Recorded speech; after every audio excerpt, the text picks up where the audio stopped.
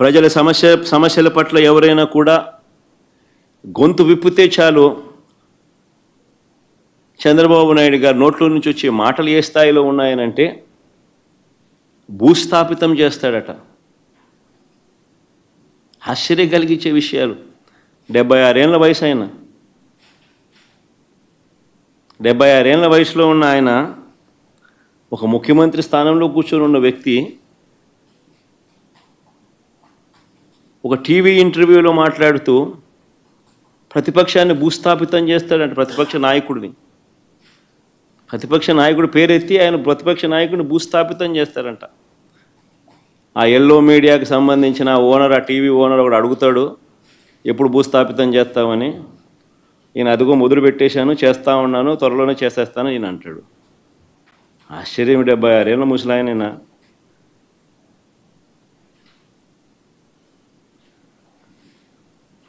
ఈ వయసులో red book రాజ్యాంగ పాలన ఏమిటి, ఈ బెదిరింపులేమిటి, వాడిని తొక్కుతా వీడిని తొక్కుతా అన్న మాటలేమిటి,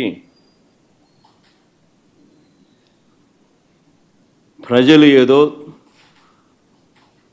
దేవుడు ప్రజలు దయదలిచి ఏదో అధికారం ఇచ్చారు. ఇచ్చిన అధికారంతో ప్రజలకు మంచి చేయడానికి పోయి, మంచి చేయాల్సింది పోయి, ఇచ్చిన హామీలను నెరవేర్చాల్సిన బాధ్యతను పక్కన పెట్టి అబద్ధాలతో మోసాలతో పరిపాలన చేస్తూ వాటి గురించి ఎవరైనా ప్రశ్నిస్తే భూస్థాపితం చేస్తాను అనే మాటలు మాట్లాడుతూ ఉన్నాడు ఈ వ్యక్తి.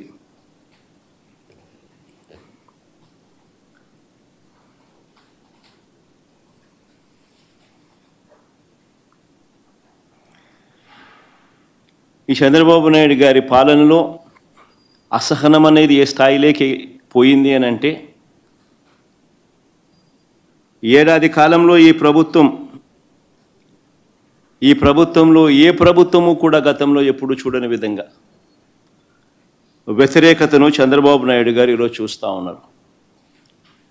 ఇందులో దీని నుంచి డైవర్ట్ చేసేందుకు, ప్రజల సమస్యలు ఎవరైనా గొంతెత్తి విప్పితే ఆ గొంతును నలిపేందుకు ఏడాది కాలంగా మా పార్టీ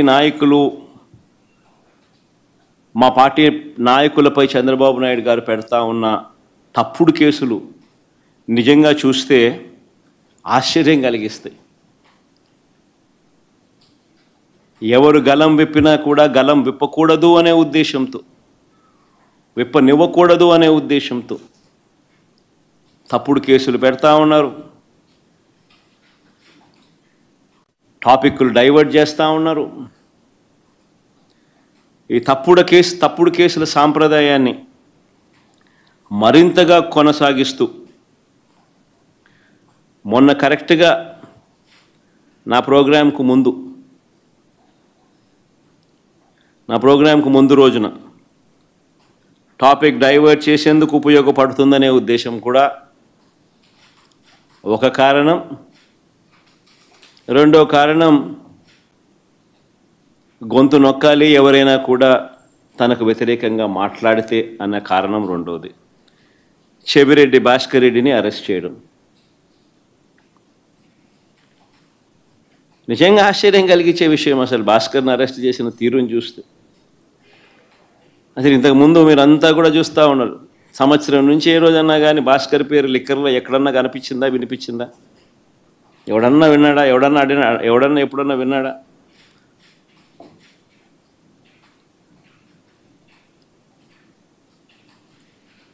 భాస్కర్ని ఇరికిచ్చేందుకోసం తప్పుడు సాక్ష్యాలను క్రియేట్ చేస్తూ ఉన్నారు.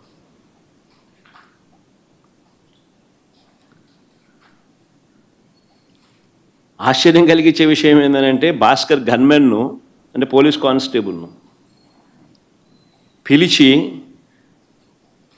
భాస్కర్కు వ్యతిరేకంగా లిక్కర్ స్కామ్ ఏదో ఉంది అని, ఆ లిక్కర్ స్కామ్లో తాను ఏదో ఇన్వాల్వ్ అయి ఉన్నాడని, ఆ లిక్కర్ స్కామ్లో తాను డబ్బులు ఏదో ఉన్నాయని కానిస్టేబుల్తో స్టేట్మెంట్ ఇప్పించుకునే ప్రయత్నం చేస్తే ఆ గన్మెన్, ఆ కానిస్టేబుల్, ఆ కానిస్టేబుల్ ఎవరైతే ఉన్నారో ఆ గన్మెన్, ఆ కానిస్టేబుల్ ఇలాంటి తప్పుడు స్టేట్మెంట్లు నేను ఇయ్యలేను అన్నందుకు తనను కొట్టి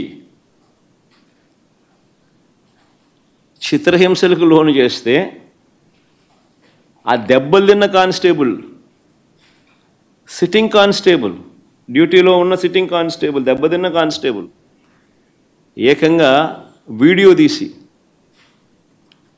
తనకు తగిలిన దెబ్బలన్నీ చూపిస్తూ ఆ దెబ్బలను డిస్ప్లే చేస్తూ జరిగిన సంఘటన తాను చెబుతూ డీజీపీకి లేఖ రాసి గవర్నర్కు, ప్రెసిడెంట్ ఆఫ్ ఇండియాకు లేఖలు పంపించినాడు.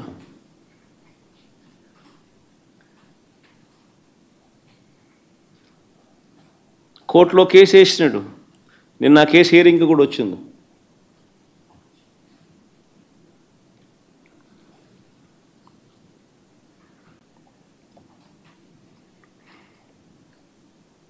ఆశ్చర్యం కలిగించే విషయం ఇదంతా. నిజంగా చెవిరెడ్డి భాస్కర్ రెడ్డి పేరు సంవత్సరంగా ఎప్పుడు చూస్తూ ఉన్నాం. ఏ రోజు కూడా కనీసం ఎప్పుడు దీంట్లోకి ఎప్పుడు ఎవరు ప్రస్తావించిన కూడా లేదు. గతంలో కూడా ఎప్పుడు సడన్గా భాస్కర్ పేరు తీసుకొచ్చారు. ఇప్పుడు సడన్గా భాస్కర్ను ఇరికిచ్చే దానికోసం సడన్గా ఒక కొత్త క్యారెక్టర్, ఇంకొక కానిస్టేబుల్ ఉంది, గిరి అని ఇంకొకరిని తీసుకొచ్చినాడు. అంటే ఒకడు విన్నాడు, ఒకడు వినలా. గిరి అని ఇంకొక కానిస్టేబుల్ తీసుకొచ్చాడు. ఆయనతో గిరి అనే వ్యక్తితో భాస్కర్ మాట్లాడినాడు. అంటే ఆబ్వియస్లీ తన దగ్గర ఉన్న గన్మెన్ ఎవడైనా కూడా మాట్లాడతాడు. ఎక్కడికి పోతున్నావు, వస్తున్నావా, ఎక్కడున్నావు, నువ్వు వస్తున్నావా, ఎప్పుడు వస్తున్నావు, ఏం చేస్తున్నావు, నేను ఇక్కడికి పోతున్నావు, నువ్వు ఎక్కడున్నావు, ఏదో మాట్లాడి ఉంటారేమో. మామూలు సహజంగానే జరుగుతాయి. మన మాదిరి అట్లీస్ట్ నా మాదిరి ఇంతమంది గన్మెన్లు ఉండరు కాబట్టి, ఉండేది ఒకరికో ఇద్దరు ఒకడో ఉంటాడు కాబట్టి వీళ్ళు ఎక్కడికైనా పోయేటప్పుడు, విఐపి పోయేటప్పుడు నువ్వు ఏడుండవు స్వామి, నువ్వు వస్తున్నావా, వస్తే ఇద్దరం కలిసిపోదామని చెప్పి మామూలుగా ఎవడైనా మాట్లాడుకుంటారు. నేను ఆశ్చర్యం చెప్పేది ఫోన్లో మాట్లాడిన ఎక్కువసార్లు ఫోన్లో మాట్లాడినారు. అంటే నీ డ్రైవర్తో కానీ నీ ఇంట్లో ఉన్న ఎవరితో ఉన్నా కానీ నువ్వు ఎక్కువసార్లు మాట్లాడితే చాలు, అది చాలు. ఆ మనిషిని పిలుచుకొని రావడం, ఆ మనిషితో ప్రలోభాలు పెట్టడం, ఆ మనిషిని లేదా భయపెట్టడం, ఆ మనిషితో తప్పుడు స్టేట్మెంట్లు నీ ఇష్టం వచ్చినట్టుగా ఇప్పించడం, ఆ ఇప్పించిన స్టేట్మెంట్ ఆధారంగా ఈయనను అరెస్ట్ చేయడం. నిజంగా ఏం జరుగుతూ ఉంది ఇది? అదే మాదిరిగా ఇప్పించే ప్రయత్నం ఇంకొక కానిస్టేబుల్ మీద కూడా చేస్తే, ఇంకొక కానిస్టేబుల్ ఇష్టపడకపోతే ఆ మనిషిని కొట్టే స్థాయిలోకి వెళ్ళిపోతే ఆ మనిషి ఏకంగా వీడియో తీసి జరిగిందంతా చెప్పి వీడియోను, లెటర్ను ఏకంగా డీజీపీకి నుంచి ప్రెసిడెంట్ ఆఫ్ ది కంట్రీకి, గవర్నర్కు లేఖ రాసి కోర్టులో కేసు వేసినాడు. అంటే ఈ మాదిరిగా ఇరికియాలనుకుంటే ఎవరు తట్టుకోగలుగుతారు? ఎవరినైనా ఇరికిచ్చేసేయచ్చు. Where is the end for it? ఆశ్చర్యం నిజంగా. All what you require is an government employee. ఎవడో నీ గన్మెన్ ఎవడో ఒకటి పట్టుకుంటే చాలు. నెక్స్ట్ చంద్రబాబు నాయుడు దగ్గర, లోకేష్ దగ్గర పనిచేస్తాను, గన్మెన్ ఒకటి దొరికితే చాలు. అది ఎట్ట గవర్నమెంట్లో ఎవడుంటే గవర్నమెంట్ కనుక అనుకూలంగా చెప్తారు. అంతే. ఇంకా ఆ మనిషి ఆ మనిషి దగ్గర పనిచేస్తానంటే ఈ మనిషి ఆ మనిషి మీద వ్యతిరేకంగా చెప్పేస్తాడు. ఆ మనిషి ఆటోమేటిక్లీ ఆ మనిషి మీద నీ ఇష్టం వచ్చిన ఆరోపణ చేసేయచ్చు, మనిషిని ఎత్తుకొని వచ్చి జైల్లో పెట్టేసేయచ్చు. ఏంది ఇది? నిజంగా భాస్కర్కి జరిగిన పరిస్థితిని కానీ, లేకపోతే ఈ లిక్కర్ కేసులో జరుగుతూ ఉన్న దర్యాప్తు ప్రక్రియ కానీ, ఇవన్నీ కూడా చూస్తే నిజంగా సామాన్యుడు ఎవడు బతకలేడు. ఎవిడెన్సెస్ అనేటివి నువ్వు క్రియేట్ చేస్తూ ఉన్నావు, మ్యానుఫ్యాక్చర్ చేస్తూ ఉన్నావు. ఈ మాదిరిగా తప్పుడు సాంప్రదాయానికి నువ్వు నాంది పలుకుతే రేపొద్దున వ్యవస్థ బతుకుతుందా? నక్సలిజం అనేది ఇట్లాంటి దానిలో నుంచి పుడుతుంది. సామాన్యుడి మీద ఇట్లాంటి ఎవడన్నా ప్రదర్శిస్తేనే నక్సలిజం అనేది పుడుతుంది. నిజంగా రాష్ట్రాన్ని బిహార్ చేయడంలో ఎంతకన్నా గొప్ప లీడరు, గొప్ప నాయకుడు చంద్రబాబు నాయుడు కన్నా గొప్ప నాయకుడు ఎవడు ఉండడు. చివరికి ఆశ్చర్యం ఏం తెలుసా, భాస్కర్ని ఎందుకు టార్గెట్ అని అంటే చంద్రగిరి చంద్రబాబు గారు సొంత కాన్స్టిట్యున్సీ. భాస్కర్ అనే వ్యక్తి కూడా కాదు, చివరికి భాస్కర్తో పాటు భాస్కర్ కొడుకును కూడా. ఆ పిల్లడు మొన్ననే పాపం చదువులు అయిపోయి చేసుకొని లండన్ నుంచి మొన్న వచ్చినాడు, చిన్నపిల్లడు. ఆ పిల్లని కూడా దీంట్లోకి ఇరికిచ్చేసినారు. అంటే చంద్రగిరి కాన్స్టిట్యున్సీలో క్లీన్ ఉండాలా, ఆయన సొంత కాన్స్టిట్యున్సీ కాబట్టి. ఏంది ఇది నాకు అర్థం కాదు. సొంత కాన్స్టిట్యున్సీలో గెలవలేని వ్యక్తి ఇక్కడ 17,000తో ఓడిపోతే, చంద్రగిరిలో ప్రజలు తంతే చంద్రబాబు నాయుడిని 17,000తో ఓడిస్తే కుప్పం పోయినాడు. ఇప్పుడు ఆ చంద్రగిరి లాంటి చోట రాజకీయాలు చేయడం కోసం భాస్కర్ కొడుకును ఇటు వాళ్ళందరినీ ఎలిమినేట్ చేయాలని చెప్పి, తప్పించేయాలని చెప్పి. ఏంది ఇది రాజకీయాలు? ఈ తప్పుడు కేసుల పరంపరలో ఇప్పటికే పిన్నెల్లి రామకృష్ణారెడ్డిని Macherla 2009 MLA, 2012 MLA, 2014 MLA, 2019 MLA, 4 సార్లు ఎమ్మెల్యే.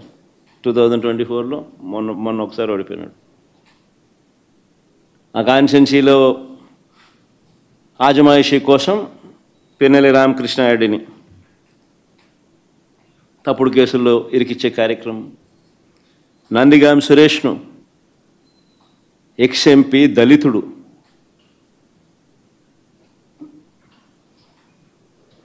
రెండుసార్లు జైల్లో పెడుతున్నాడు. ఒకసారి జైల్లో పెడితే 4 రోజులు జైల్లో పెడితే సుప్రీంకోర్టు దాకా కూడా పోయినాం. కింద మీద పడి ఎట్లనో తనను విడిపించుకొని వచ్చినాం. బెయిల్ తీసుకొస్తే మళ్ళా అరెస్ట్. ఇప్పుడు మళ్ళా దాదాపుగా 3 వారాల నుంచి జైల్లో ఉన్నాడు. సురేష్ భార్య, ఆవిడ మీద కూడా కేసులు. వల్లభనేని వంశీ దాదాపుగా 2 నెలలు దాటింది. ఒక కేసు అయిపోతానే మళ్ళీ ఇంకొక కేసు, ఒక కేసులో బెయిల్ వస్తూనే మళ్ళీ ఇంకొక కేసు. ఇప్పుడు 11 కేసులు అయినట్టున్నాయి. జోగి రమేష్ కొడుకును, కాకాని గోవర్ధన్ని